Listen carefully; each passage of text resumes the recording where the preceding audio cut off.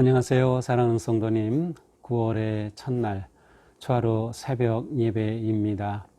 어느덧 9월이 시작되었습니다. 코로나 속에 좀 여러 가지 힘든 시간을 보내고 있지만 또 이렇게 시간은 흘러가고 있습니다. 우리 9월을 맞이하면서 하나님의 은혜와 사랑 안에서 우리의 삶이 평안하고 또 하나님 주시는 은혜와 복을 누리는 거룩한 삶 되기를 바라면서 오늘 초하루 새벽 예배 말씀과 함께 시작하겠습니다. 부활의 주님이 우리와 함께 하십니다. 우리와 함께 하시는 주님을 찬양합니다. 내 영혼이 주님을 찬양하며 기뻐합니다.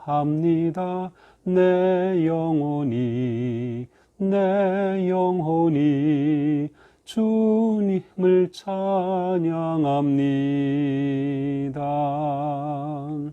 기도하겠습니다. 빛을 창조하신 하나님, 날마다 주시는 새로운 아침은 위대하신 하나님의 선물입니다. 오늘도 세상 속에서 선을 이루어 가시는 하나님, 저희들이 더욱 의지하게 하여 주시옵소서. 주님의 은혜로 새 달을 맞이하였습니다. 이 복된 한 달 되도록 성령님 저희들을 인도하시고 저희들은 기쁨으로 순종하며 따르게 하여 주시옵소서. 이제 오늘부터 갈라디아서의 말씀을 또 저희들이 묵상합니다. 오늘도 말씀을 읽을 때 성령님 저희들을 감동하여 주시고 눈을 열어 보게 하시고 귀를 열어 듣게 하시고 마음 열어 깨닫게 하시며 주신 말씀 온전히 순종할 수 있도록 인도하여 주시옵소서. 예수 그리스도님의 이름으로 기도합니다. 아멘. 네, 오늘 말씀은 갈라디아서 1장 1절부터 10절의 말씀입니다. 네, 제가 읽겠습니다. 사람들에게서 난 것도 아니요 사람으로 말미암은 것도 아니요 오직 예수 그리스도와 그를 죽은 자 가운데서 살리신 하나님 아버지로 말미암아 사도된 바울은 함께 있는 모든 형제와 더불어 갈라디아 여러 교회들에게 우리 하나님 아버지와 주 예수 그리스도로부터 은혜와 평강이 있기를 원하노라. 그리스도께서 하나님 곧 우리 아버지의 뜻을 따라 이 악한 세대에서 우리를 건지시려고 우리 죄를 대속하기 위하여 자기 몸을 주셨으니 영광이 그에게 세세토록 있을지어다. 아멘. 그리스도의 은혜로 너희를 부르신 이를 이같이 속히 떠나 다른 복음을 따르는 것을 내가 이상하게 여기노라. 다른 복음은 없나니 다만 어떤 사람들이 너희를 교란하여 그리스도의 복음을 변하게 하려 함이라. 그러나 우리나 혹은 하늘로부터 온 천사라도 우리가 너희에게 전한 복음 외에 다른 복음을 전하면 저주를 받을지어다. 우리가 전에 말하였거니와 내가 지금 다시 말하노니 만일 누구든지 너희가 받은 것 외에 다른 복음을 전하면 저주를 받을지어다. 이제 내가 사람들에게 좋게 하랴 하나님께 좋게 하랴 사람들에게 기쁨을 구하랴 내가 지금까지 사람들의 기쁨을 구하였다면 그리스도의 종이 아니니라. 아멘. 생명의 말씀입니다. 하나님 감사합니다.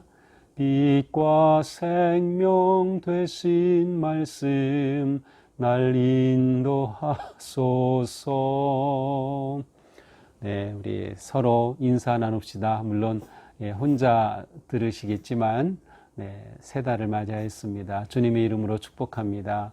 샬롬, 주님의 평안을 전합니다. 자, 이달의 암송 성구인데요. 9월부터 우리 새로운 말씀을 이제 암송하게 됩니다. 갈라디아서 2장 20절의 말씀인데 혹시 카드 교회에 오신 분들은 누구나 다 가져가실 수 있고요. 또 문자로나 카톡으로도 이미지 파일로 또 여러분들에게 또 보내도록 그렇게 했습니다. 혹시 그래도 못 받으셨다면 교회에 전화 주셔도 되고요. 이미지로 만든 이 암송 성구 파일 또 보내드리도록 하겠습니다. 언제든 또 교회에 오시면 로비에서 현관에서 가져가실 수 있습니다. 갈라디아서 2장 20절인데요. 우리 함께 읽겠습니다. 나는 그리스도와 함께 십자가에 못 박혔습니다. 이제 사는 것은 내가 아닙니다. 그리스도께서 내 안에서 살고 계십니다. 내가 지금 육신 안에서 살고 있는 삶은 나를 사랑하셔서 나를 위하여 자기 몸을 내어주신 하나님의 아들을 믿는 믿음 안에서 살아가는 것입니다. 갈라디아서 2장 20절 말씀. 아멘. 자, 오늘부터 우리가 갈라디아서를 보게 되는데요. 자, 갈라디아서는 서신서에 속합니다. 서신은 편지 글이란 뜻이에요. 사도 바울이 보낸 편지 글입니다. 갈라디아 교회에 보낸 편지 글인데요. 사실 갈라디아 교회 하면 우리가 생각하듯 딱 한 교회가 아니고요. 갈라디아 지역에 있는 교회들로 보는 것이 좋을 것 같습니다. 자, 갈라디아서에 대해서는 굉장히 그 신약 성경 또 바울의 서신서 중에서 아주 중요한 서신으로 꼽힙니다. 왜냐하면 이제 로마서와 함께 갈라디아서는 의롭다 하심을 믿음으로 의롭다 하심을 받는 진정한 구원의 길을 아주 강조하고 있고요. 또 순수하고 진정한 복음을 강조하고 있고요.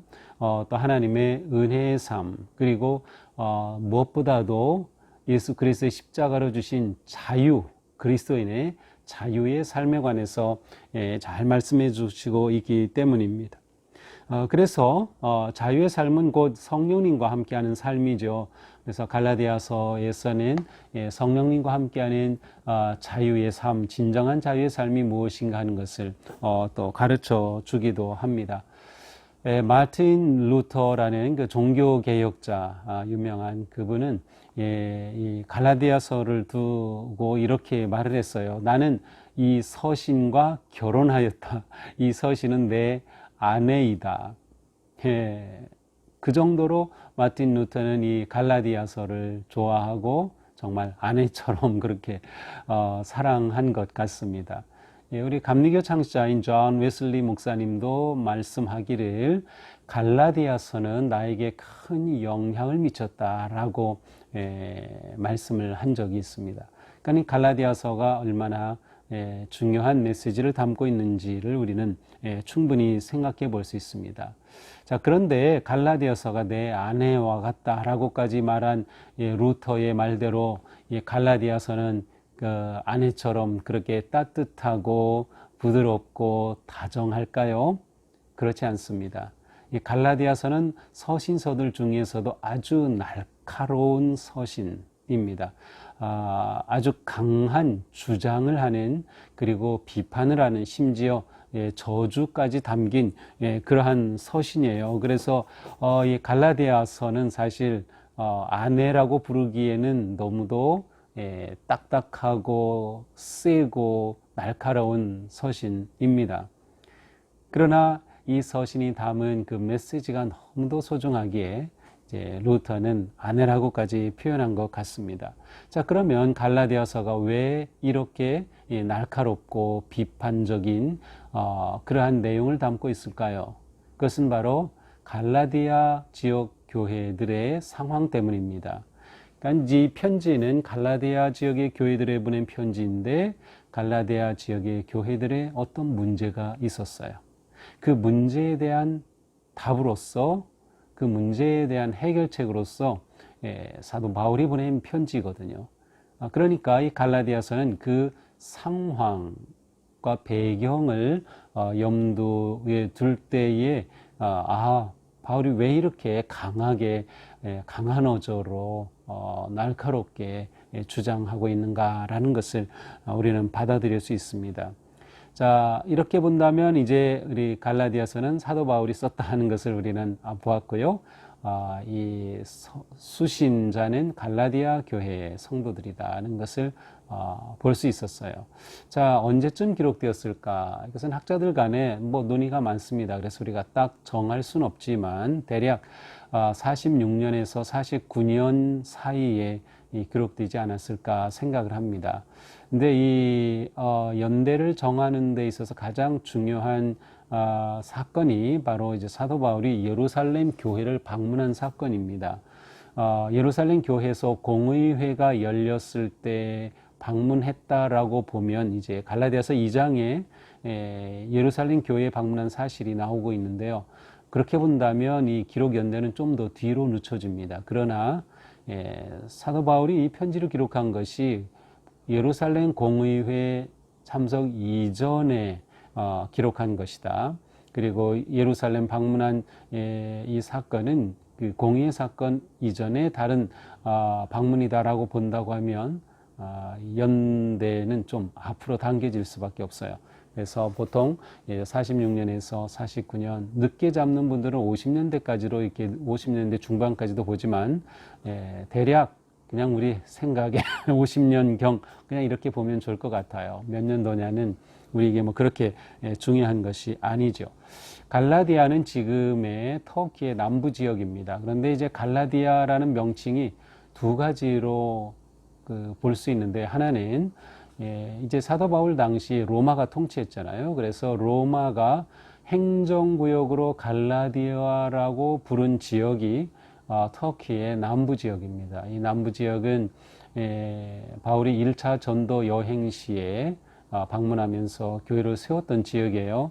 그 중에 가장 유명한 교회가 에베소 교회있죠. 그리고 그 요한계시록에 나오는 그 7교회들이 이 남부 지역 쪽에 주로 이렇게 분포되어 있습니다.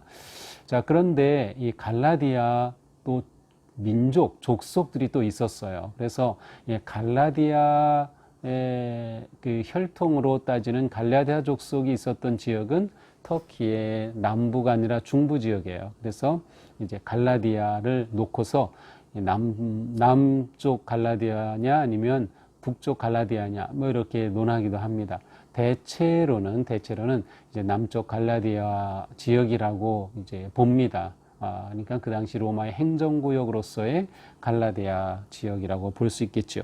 바로 이곳에 있는 교회들에게 사도 바울이 이 편지를 보냈던 것이죠. 자, 그러면 도대체 이 어떤 내용, 어떤 문제들이 있었길래 이러한 편지를 보냈을까? 자, 우리가 이제 1장부터 쭉 읽으면서 그 내용들을 찾아가 보게 됩니다. 1절입니다. 사람들에게서 난 것도 아니요 사람으로 말미암은 것도 아니요 오직 예수 그리스도와 그를 죽은 자 가운데서 살리신 하나님 아버지로 말미암아 된 사도 바울은, 자, 여기에 보니까 자기가 사도가 되었다. 그런데 이것은 사람으로 말미암은 게 아니다. 사람이 나를 사도로 세운 게 아니다.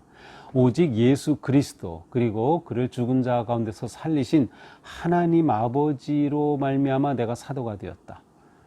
그래서 1절 시작하면서부터 사도 바울은 인사는커녕 나는 하나님이 세운 사도야 라는 것을 주장합니다. 나는 하나님이 세웠다는 것을 주장해요.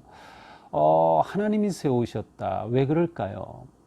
그것은 이 갈라디아 지역에 있는 성도들에게 사도 바울이 자신의 사도로서의 권위를 보여주려고 하는 것이죠.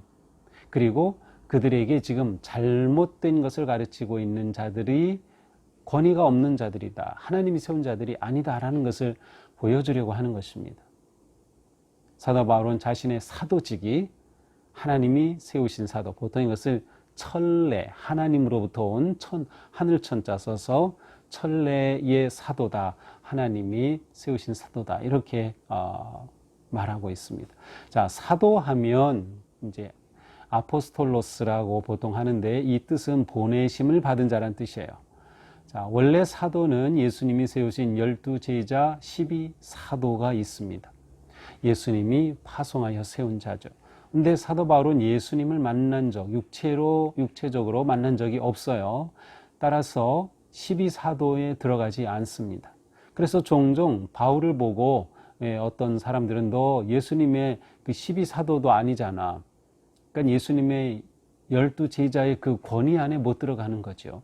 그러나 사도 바울은 부활하신 주님을 다메섹 도상에서 만났고 자신은 하나님이 세우신 사도라고 하는 그러한 소명과 확신이 있었습니다.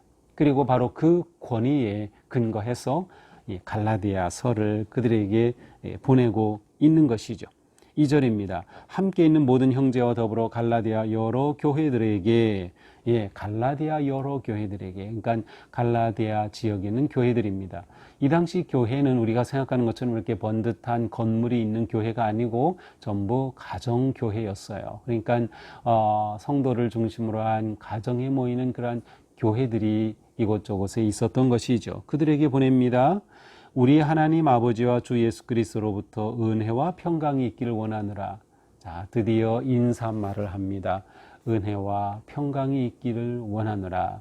자, 여기에는 두 가지 전통이 담겨 있어요. 은혜가 있기를 원하노라. 이것은 그 당시에 헬라 문명, 그리스 문명권에서는 은혜가 있기를 원합니다 라고 인사하는 것이 전통이었어요. 반면에 유대인들은 어떻게 인사하죠? 네, 우리가 잘 아는 샬롬 인사하죠. 평안, 평강이 있기를, 그렇게 인사를 합니다. 우리말의 안녕이라는 것도 평화와 의미가 비슷하죠. 그런데 헬라인들은 그게 아니라 은혜라고 인사를 해요. 예를 들면 지금 이제 스페인어로는 gracias, 감사합니다. 보통 이렇게 하는데 grace, 은혜라는 것과 연결이 되어 있어요. 그것처럼 이 헬라인들은 은혜라고 인사를 나눴고 유대인들은 샬롬으로 인사를 나눴어요. 근데 바울은 두 가지를 합쳐서 은혜와 평강, 은혜와 샬롬이 있기를 원합니다 라고 하면서 사도 바울의 독특한, 아니면 아주 문화적으로 예민하게 잘 구성된 그러한 인사말을 해주는 것을 알 수 있습니다. 4절입니다. 그리스도께서 하나님 곧 우리 아버지의 뜻을 따라 이 악한 세대에서 우리를 건지시려고 우리 죄를 대속하기 위하여 자기 몸을 주셨으니. 자, 이제 사도 바울은 구원에 관해 말합니다. 구원은 하나님의 뜻이었어요. 그래서 하나님 곧 우리 아버지의 뜻을 따라서 하나님께서 구원을 계획하시고 그 뜻을 따라 우리에게 구원의 길을 열어주셨다는 겁니다. 그런데 이 구원은 어떤 의미를 담고 있는가? 악한 세대에서 우리를 건져주시려고.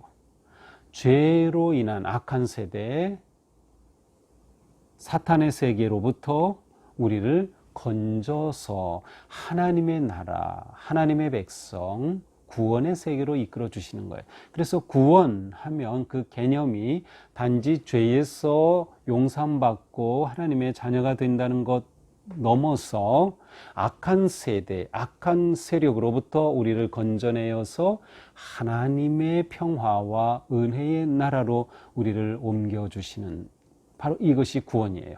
마치 이스라엘 백성들이 애굽에서 탈출하여 약속의 땅 가나안으로 옮겨간 것이 구원이듯이, 하나님께서는 이처럼 놀라운 자유를 그들에게 주셨듯이 하나님은 우리를 악한 세대에서 건져 하나님의 영광의 평안의 세계로 옮겨주시는 것, 이것이 구원의 또 다른 의미이기도 합니다.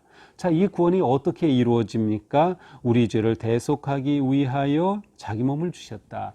자, 이 구원이 이루어지기 위해서 예수 그리스도께서 우리를 위하여 대신 십자가에 죽어서 대속의 제물이 되셨다는 거예요. 하나님은 구원을 계획하셨고 예수 그리스도의 십자가의 죽으심과 부활을 통하여 우리에게 이 구원의 길을 이루어 주셨어요. 그래서 우리는 구원받은 백성이 된 거예요. 악한 세대에서 건짐을 받아 하나님의 평강의 나라의 자녀가 된 것이죠. 자, 십자가의 그 능력, 예수 그리스도의 죽으심과 부활, 바로 그것이 복음의 핵심이고 그로 말미암아 우리가 구원받았다는 것이 놀라운 복음인 거예요. 그래서 사도 바울은 처음부터 복음에 관해서 언급하고 있습니다. 이렇게 하나님이 우리를 구원해 주셨으니 어떻게 하는 것이 마땅할까요? 5절입니다. 영광이 그에게 세세토록 있을지어다. 아멘. 성도의 삶은 오직 우리를 구원하신 하나님께, 우리를 위해 대속의 희생제물이 되신 예수 그리스도께 영광을 돌리는 삶, 그것은 우리가 살아야 할 가장 바른 길이죠. 자, 이제 6절부터는 드디어 바울이 말하고자 하는 그 주제로 들어가기 시작합니다. 그리스도의 은혜로 너희를 부르신 이를 이같이 속히 떠나. 이처럼 하나님은 예수 그리스도 안에서 너희를 구속해 주셨는데 그를 떠났다는 겁니다. 그리스도를 떠나서 다른 복음을 따르는 것을 내가 이상히 여기노라. 다른 복음, 아니 예수 그리스도의 구속의 복음이 아닌 전혀 다른 복음을 따르는 것을 내가 이상히 여긴다, 놀라워한다는 거예요. 이상히 여긴다는 실망한다는 거예요. 내가 그 말을 듣고 너희들의 그러한 소식을 듣고 정말 실망하고 놀랐습니다. 어떻게 그럴 수 있습니까? 7절 다른 복음은 없나니 다만 어떤 사람들이 너희를 교란하여 그리스도의 복음을 변하게 하려 함이라. 자, 6절에서 다른 복음과 7절에서 다른 복음이 나오는데 6절의 다른 그리고 7절의 다른은 원어상 서로 다른 단어입니다. 6절에서 다른 복음이라고 할 때 다른은 헤테로스라는 단어인데 헤테로스는 질적으로 다르다는 거예요. 완전히. 그러니까 예를 들어서 나무와 물 완전히 그 질적으로 다르죠. 그런데 7절에서 다른 복음은 없나니 이때 다른은 알로스라는 단어예요. 그래서 이것은 질적으로 다른 게 아니라 같은 종류인데 다른 거예요. 그러니까 같은 나무이지만 이것은 참나무, 이것은 밤나무 이런 식으로 다른 거죠. 그러니까 사도 바울이 지금 여기서 말씀하시는 것은 사실은 두 번째 말하는 다른 복음이 더 초점이에요. 왜냐하면 완전히 질적으로 복음이 아닌 것을 복음처럼 완전히 그렇게 한 것에 문제가 있는 것이 아니라 지금 갈라디아 교회들의 문제는 복음인데 변질된 복음이에요. 다른 복음이에요. 그래서 그리스도의 복음을 변하게 하려는 거예요. 짝퉁 복음이에요. 가짜 복음이에요. 바로 이 문제가 갈라디아 교회들 가운데 있었습니다. 순수한 복음을 왜곡하고 변질시킨 복음이 이들 가운데 지금 퍼지고 있는 것입니다. 진정한 복음은 무엇이에요? 바로 앞에서 말한 것처럼 예수 그리스도의 십자가의 대속의 구속의 은혜로서 구원받는다는 거예요. 이것이 복음의 핵심이죠. 그러나 다른 복음이 지금 갈라디아 교회들에게 전파되고 있어요. 다른 복음이 무엇을 의미할까요? 오늘 본문에는 나오지 않아요. 우리가 2장으로 넘어가면 이제 거기에서 우리가 보게 될 텐데 2장 또 4절과 12절에 보면은 그것들이 나와요. 여기 보면 거짓 형제들, 거짓 지도자들에 관한 말이 나오고 12절에 보니까 할례자들, 할례에 관한 말씀이 나오기 시작해요. 자, 오늘 우리가 본문에서 다루는 내용은 아니지만 이제 거짓 복음은 참 복음을 왜곡시키고 참 복음을 변질시키는 짝퉁 복음으로 율법을 다시 끌어들이는 거예요. 할례를 다시 끌어들이는 거예요. 이것은 전혀 예수 그리스도의 복음과 상관이 없는 것이에요. 근데 이것을 다시 끌어들이는 거죠. 그래서 다른 복음은 없다. 그것은 그리스도의 복음을 변질시키는 것이다.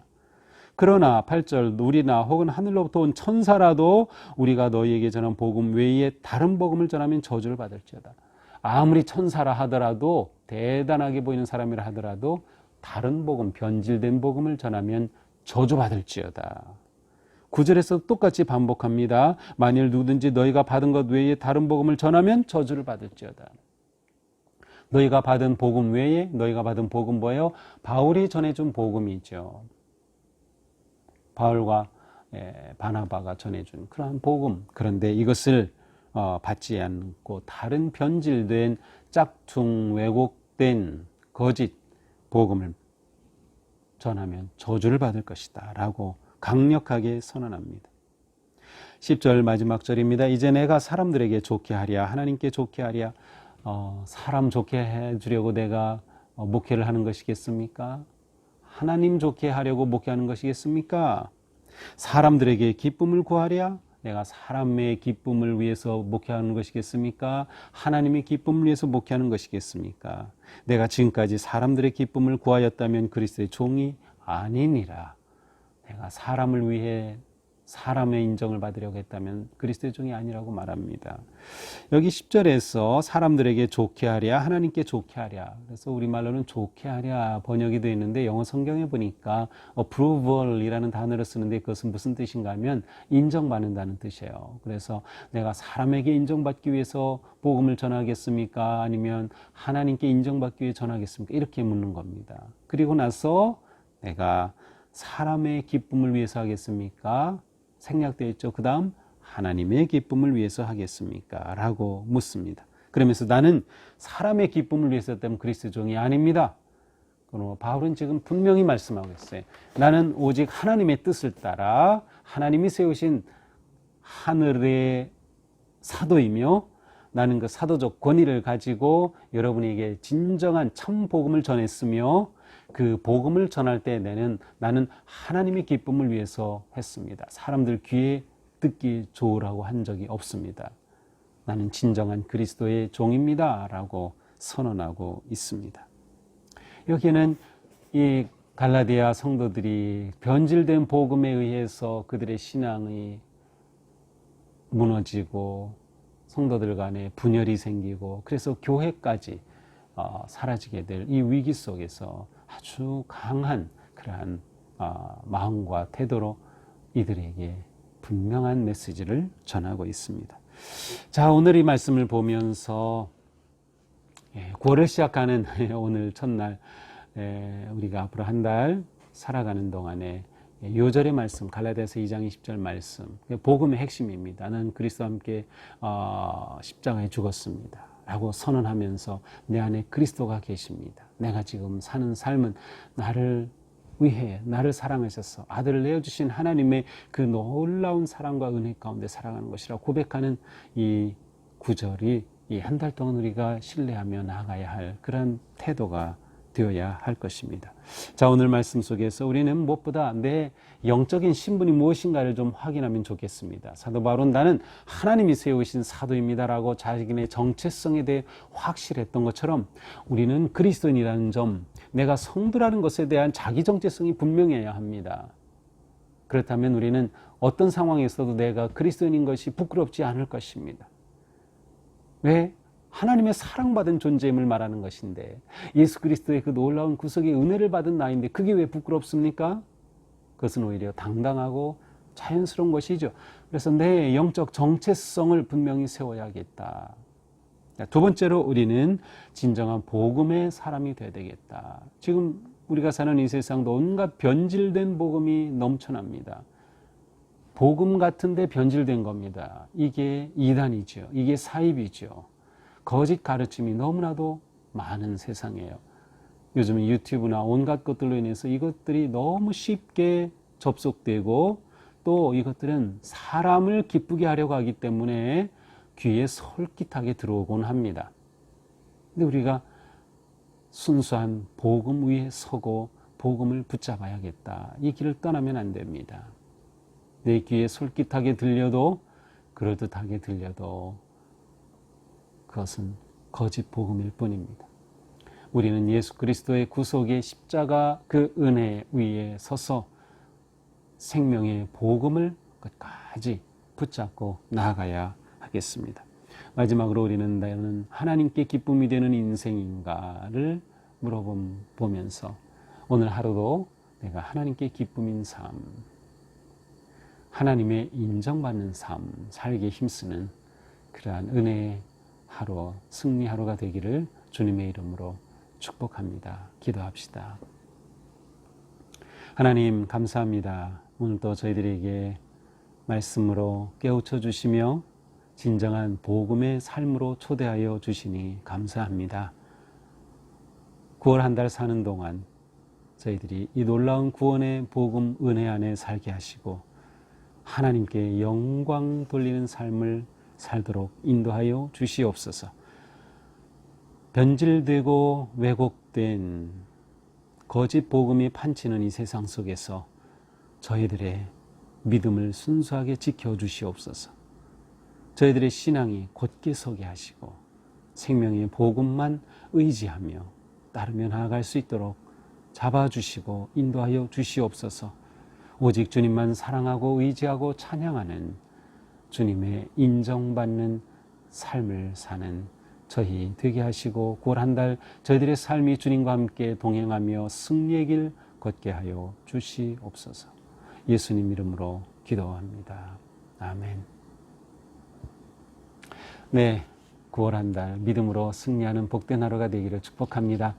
계속해서 기도하실 분들은 깊은 기도의 보좌로 나아가시기 바랍니다. 사랑합니다. 축복합니다.